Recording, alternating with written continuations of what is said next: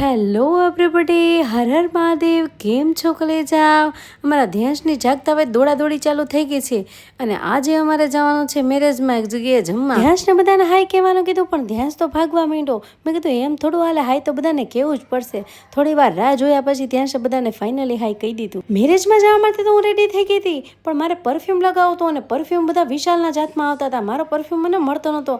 પછી તો ફાઇનલી મળી ગયો એટલે મેં અને ધ્યાંસે પરફ્યુમ ઠપકારી લીધો. ચટક તૈયાર થઈને પછી અમે નીકળી ગયા જવા માટે અને જો ત્યાં પહોંચીને અમે સીધી થાળી જ લઈ લીધી. જેન્ટ્સે તો જમી લીધું હતું, ખાલી લેડીઝ લોકો બાકી હતા.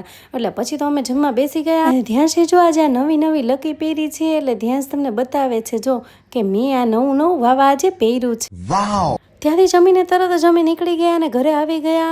અને ઘરે આવીને ધ્યાંસભાઈ રમવા માંડ્યો છે પણ તડકો તો એવો હતો, મારા બાપ વાત જવા દ્યો. અને જો ધ્યાંસભાઈ તો એવા તૈયાર થયા હતા જમવા જવામાં કે જાણે કોઈની જાનમાં જાવ હોય. લોફર બોફરને આમ જોઉં તો ખરી. ધ્યાન તોફાન કરતો હતો એટલે હું ખીજાણી, પણ એ એક્સપ્રેશન તો જો મને આપે છે જાણે મેં એને હુંય કહી દીધું હોય. અને પછી તો એ રમતો ગયો દરવાજા તરફ. મેં કીધું ત્યાં શું છે? એ કે પપ્પા આવ્યા છે, હું ખોલવા જાઉં છું. અને જો પાછો એ આ રીતે ખોલતો હતો દરવાજો.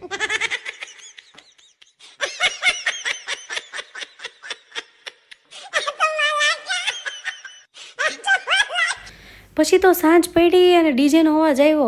મેં બારીએથી જોયું તો આ લોકો આવ્યા હતા. અત્યારે હાથ જોડવા આવે છે ને પછી આપને હાથ જોડાવશે.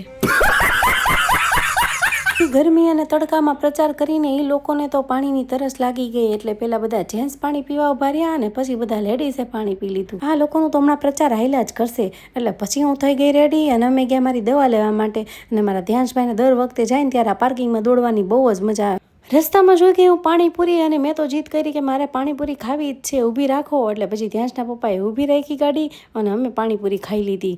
અને જો મેં તો ભરીને પાણીપુરી ખાધી હો.